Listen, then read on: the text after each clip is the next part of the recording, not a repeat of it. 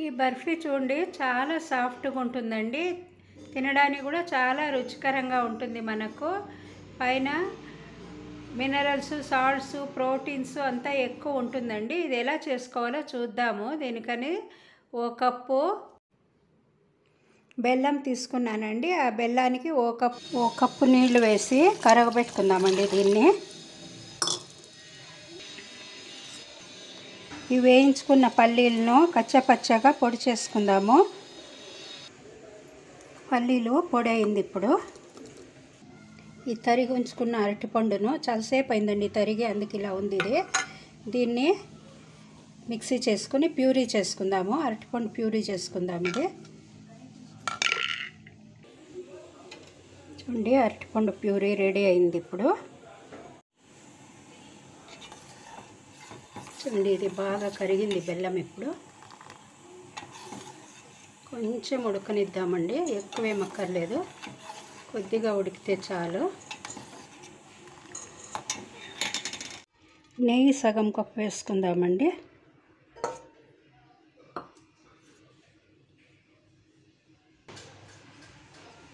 నెయ్యిని కరగబెట్టుకుందాము.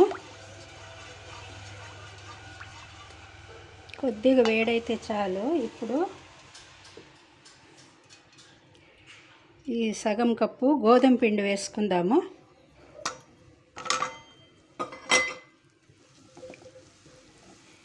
బాగా ఇలా వేయించుకుందామండి.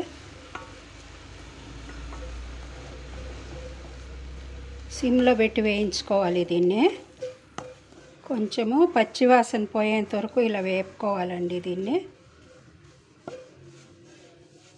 మనం వేయించే కొద్దీ ఉండలేవి లేకుండా కరుగుతుంది. అది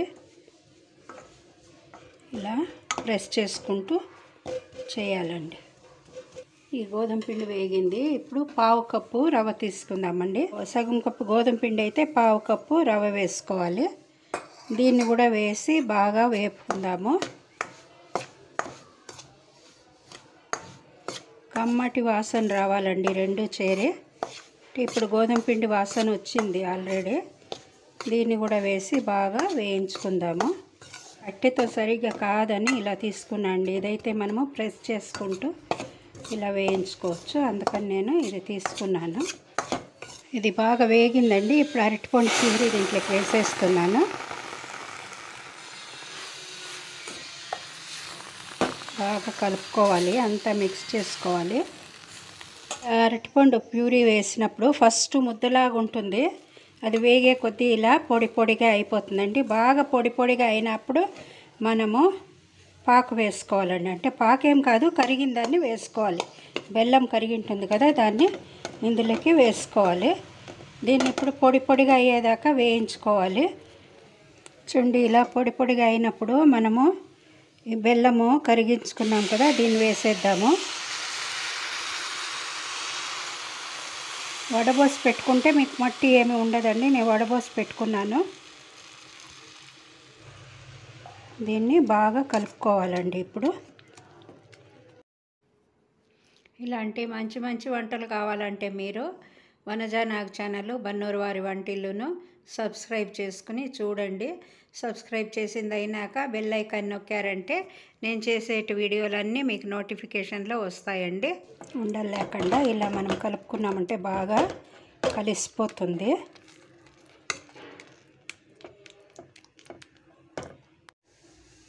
ఈ పల్లీల పొడి చేసుకున్నాం కదండి, దీన్ని వేసుకుందాము.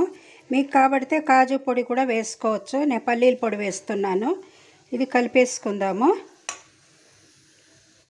చూడండి, ఇలా ముద్దగా వచ్చినప్పుడు మనము ఇంకొంచెము నెయ్యి వేసుకుందాం. ఇంకొక అర్ధం కప్పు వేస్తున్నాను.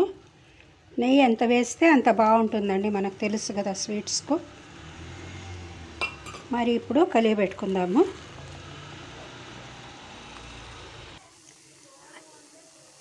ఇలా మనము చేతితో ముట్టినామంటే చేతికి తగలకుండా వస్తుందండి. పాత్ర కూడా మైసూర్ పాకలాగా వదిలేస్తుందండి ఇది. ఇప్పుడు చూడండి, ఇలా చేతితో మనము కలిపినామంటే ఇలా పాత్ర వదిలి వచ్చేస్తూ ఉంది. దీన్ని ఇప్పుడు ప్లేట్లోకి వేసుకుందాము. ఈ ప్లేట్కు నేను నెయ్యి పూసుకున్నానండి. మీరు బాక్స్ లాంటికి లేదా ఏదైనా మోల్డ్ ఉంటే కూడా వేసుకోవచ్చు. నా దగ్గర మోల్డ్ ఉంది, కానీ ఈ ప్లేట్లోకి వేస్తున్నాను నేను. చూడండి ఇలా చేత్తో నేను సెట్ చేశాను స్పూన్తో. లేదు మీరు కొంచెము మీకు చేయి తట్టుకోగలిగితే ఇలా చేత్తో కూడా చేసేయచ్చండి. సేమ్ ఈక్వల్ ప్రపోర్షన్ వచ్చేటట్టు మనం చేస్తే కట్ చేయడానికి బాగుంటుంది. కాసేపు ఆరనిచ్చి మనము దీన్ని ఇది చేసుకుందామండి. నేను ఇలా రెక్టాంగులర్ షేప్ రావాలని గ్యాప్ వదిలినాను ఇలా. మీకు కాబట్టి రౌండ్గా కూడా చేసుకోవచ్చు, అది మీ అనుకూలం అండి షేపు.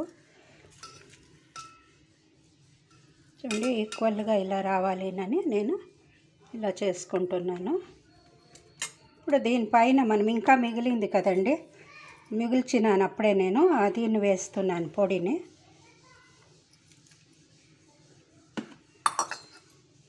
చెప్పే కదా మీరు కాజు అయినా వేసుకోవచ్చు, పల్లీలైనా వేసుకోవచ్చు అండి. మీకు ఏది అనుకూలం ఉంటే దాన్ని వేసుకోవచ్చు. ప్రెస్ చేద్దాము, కాస్త లోపలికి అలా వెళ్తుంది కదా, అందుకని.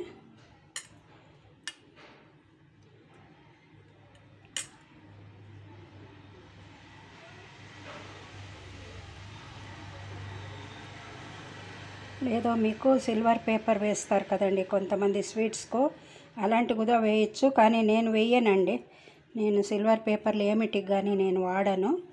ఇలా డ్రై ఫ్రూట్సే వేస్తాను నేను సామాన్యంగా, లేదా పీనట్స్ ఇలా చేసి వేస్తాను. కొంచెం ఆరినది, ఆరినాక మనము కట్ చేద్దాము.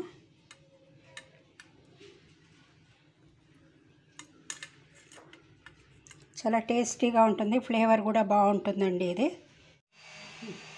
చూడండి ఇది ఇప్పుడు ఆరింది, దీన్ని మనము పీసులు చేసుకుందాము. మీకు కావాల్సిన షేప్ చేసుకోవచ్చు మీరు. నేను ఇలా చేస్తున్నానండి.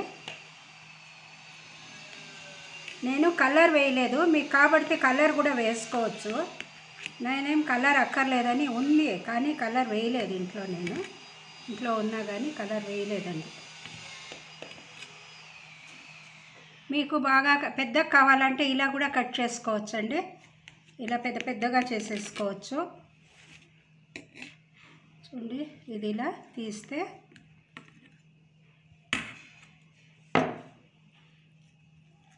కొంచెం ఆరాలి, ఇది ఆరితే ఇంకా బాగా వస్తుంది. చూడండి షేపు రెక్టాంగులర్ షేప్ వచ్చిందండి. ఇది ఇంకా కొంచెం వేడి ఉంది, అందులో ఎండాకాలంలో కొంచెంసేపు ఎక్కువ పడుతుందండి ఆరేదానికి. చూడండి ఇలా మనము తీసినామంటే చూడండి ఎలా ఉందో, లోపలంతా కూడా చాలా బాగుంటుందండి, టేస్టీగా ఉంటుంది తినడానికి. మీరందరూ కూడా చేసి చూడండి, ఎలా వచ్చిందో కామెంట్లో పెట్టండి. లైక్ చేయండి, షేర్ చేయండి, కొత్త వాళ్ళైతే సబ్స్క్రైబ్ చేయడం మర్చిపోకండి. Thanks for watching my video అండి. ఇది కొంచెము ఆరినాక ఇలా కట్ చేస్తే చూడండి ఎంత బాగా వచ్చింది. సో మీరు చేసి పెట్టండి, పిల్లలకి ఎస్పెషలీ చాలా మంచిదండి ఆరోగ్యానికి. హాలిడేస్లో ఏమైనా కావాలంటారు కదా, అట్లాంటప్పుడు ఇలాంటివి చేసి పెడితే పిల్లలు ఇష్టంగా తింటారు.